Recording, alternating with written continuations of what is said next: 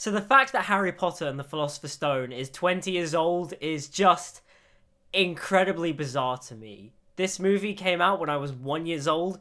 I have loved this movie my entire life, and the fact that it is 20 years old this week, God, that does not make me feel any younger. Just, oh my God. Now, before we begin this review of Harry Potter and the Philosopher's Stone, I just want to preface, anything mean or critical or nitpicky that I say against these films, I do out of love. I love the Harry Potter films with every inch of my heart. I love them with every fibre of my being. I love the Harry Potter movies. Yes, there are some valid criticisms and nitpicks that I can point out, and I will point them out, but just so you know, I do this out of love, not out of mean-spiritedness.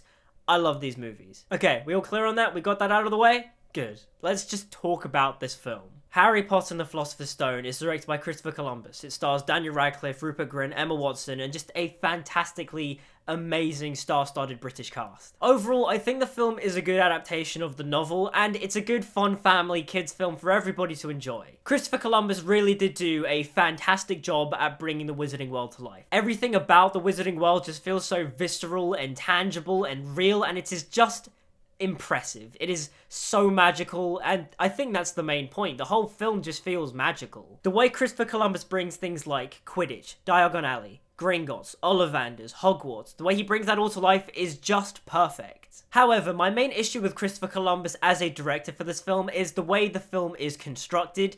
It is very choppy. There aren't many great smooth transitions. It's very cut to the next scene. Scene goes on. Cut to the next scene. It's very jumpy in that sense. There isn't a lot of great scene transitions. However, Christopher Columbus actually addresses this in the behind the scenes featurette. He was so focused on getting the kids to deliver good performances that he let the filmmaking fall to the wayside. And honestly, I really respect him for addressing that in the behind the scenes, because I mean, that's just something some directors could just not address, but the fact that he addresses that just shows how dedicated and passionate he was about making Harry Potter. And whilst I do think the film is very whimsical and fun, to me, he's missing the British charm, I'd say, of J.K. Rowling's writing style. The way Rowling writes Harry Potter is very sort of snarky and British and classical. In many ways, I like to call Harry Potter and the Philosopher's Stone the book the perfect modern day fairy tale, because everything about it just feels so whimsical and quirky and fun, and I don't think Columbus manages to translate that perfectly onto the big screen. I also think one of the reasons why I love this book so much is the audiobook done by Stephen Fry. Stephen Fry's narration of all the Harry Potter books is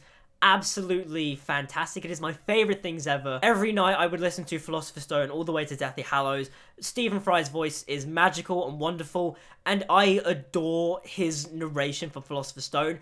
I think that's part of the reason why I find it to be so whimsical and fantastical and almost like a modern day fairy tale. Mr. and Mrs. Dursley of number 4 Privet Drive were proud to say that they were perfectly normal. Thank you very much. Don't get me wrong, the movie is very charming in itself, but to me, it's missing the charm of Rowling's writing style. Columbus makes it a very whimsical, fantasy, kid-friendly film, but to me, it's missing some of the more British humour, I'd say. And I think that can mostly be seen through the opening of the film. I mean, the film just whizzes by all the character relationship stuff.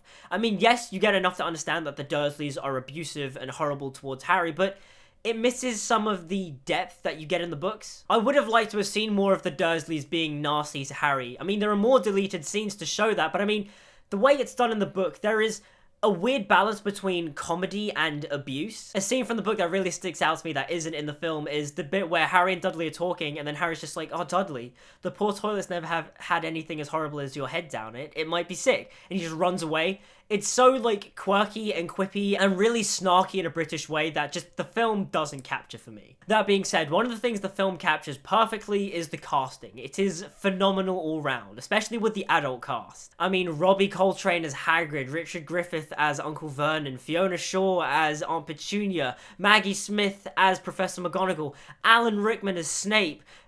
God tier casting. It is just, they are just absolutely the embodiment of all these characters. I mean, I can't see anybody else playing these characters. They are all just wonderful. Now we get onto the child acting. The child acting throughout the years to me has become more apparent, and they aren't terrible, but they're not like phenomenal either.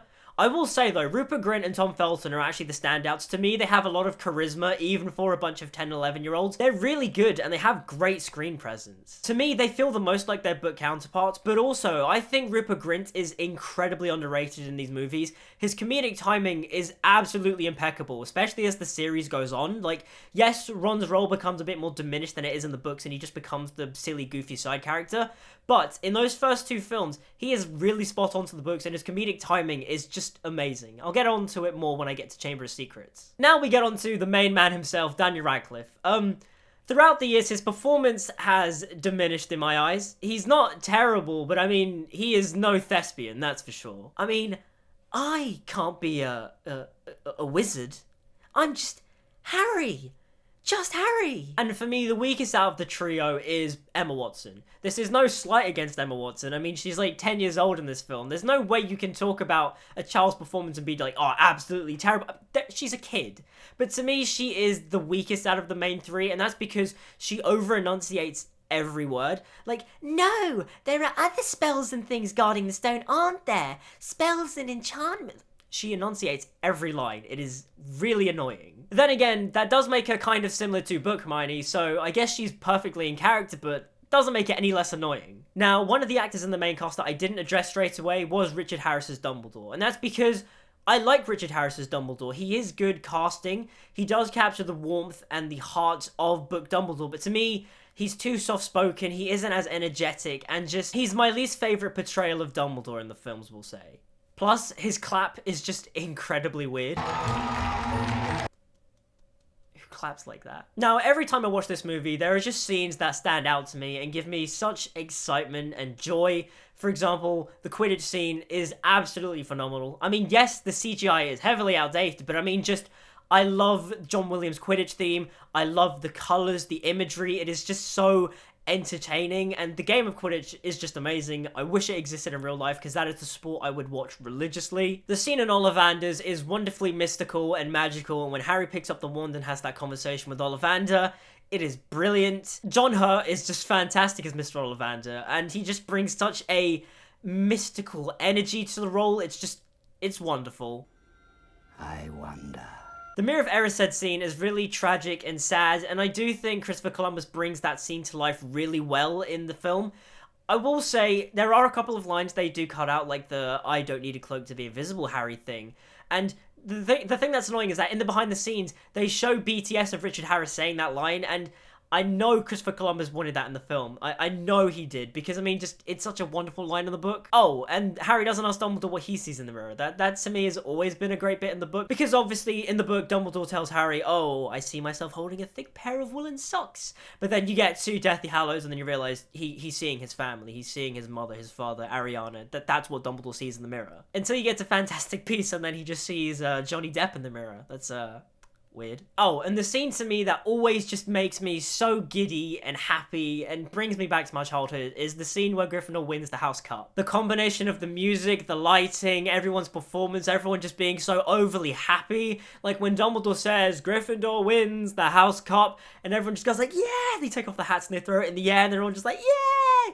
It's amazing. Just, it's wonderful. I love this movie. Played game of chess at Hogwarts. Now we're going to get onto some of the weird moments, the plot holes, the nitpicks I have with the film, because I mean, there are many. Even in the books, because the Harry Potter books are just filled with so many plot holes and inconsistencies. In the scene with the letters flying in number 4 Privet Drive, I never understood why Harry takes the long way round to get back to his cupboard. Like, he goes all the way around the room through the kitchen, when he literally could have just gone through the door into the cupboard. So I don't know why he takes the long way around. Why does Hagrid take Harry to King's Cross Station on his birthday, the 31st of July, when in the books, Hogwarts starts on September the 1st. When Mrs. Norris catches them in the 3rd floor corridor, why don't Harry, Ron, and Hermione just run past her and up the staircase again? Like, in the book, it makes more sense because they're obviously running away from Filch in the dead of night because they were going to the midnight duel with Malfoy, but obviously Malfoy set it up to be a trap, and so they're just, like, running for their lives and they have no idea where they're going. It's, like, the dead of night. When in the film, they just walk through a wrong door. They could have easily just walked out of the corridor. Like,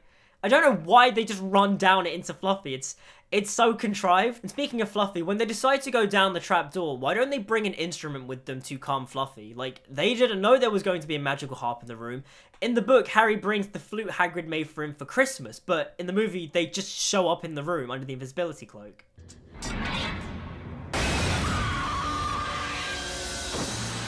This always bugged me. Ron fell like 6 feet. He is perfectly fine. He didn't bang his head. Just get up, Ron. Stop being such a wimp. You're a great wizard. You really are. Yeah, except for the fact that he never cast a single spell in this movie. Now, one of my biggest pet peeves with the Harry Potter franchise is that they just pull lines straight from the books without actually adding in the context from the books. An example of this is when Harry goes, "Oh, Hagrid told me he always wanted a dragon. He told me the first day I met him." Except for we never saw that scene. It is in the deleted scenes, and there are numerous deleted scenes for the Harry Potter films, but it's not in the movie. But nitpicks aside, I love Harry Potter and the Philosopher's Stone. Overall, I think the film is a good adaptation of the book. It brings the wizarding world to life so wonderfully. I love the cast, I love the score, I love the costuming, I love the set design. It is big and wonderful and whimsical, and it will always be one of my favourite films. Even though the books are better, I mean, everyone knows that, but just still, I love this movie. And so those are my thoughts on Harry Potter and the Philosopher's Stone. Oh, no, it's not Sorcerer's Stone, it is Philosopher's Stone. Damn the US publishers. Philosopher is not a difficult word for Americans to understand. Just... But I digress. What do you guys think of Harry Potter and the Philosopher's Stone? Let me know in the comments down below. Like, subscribe, follow me on social media, all that good stuff. And until we meet again, I'll see you guys next time.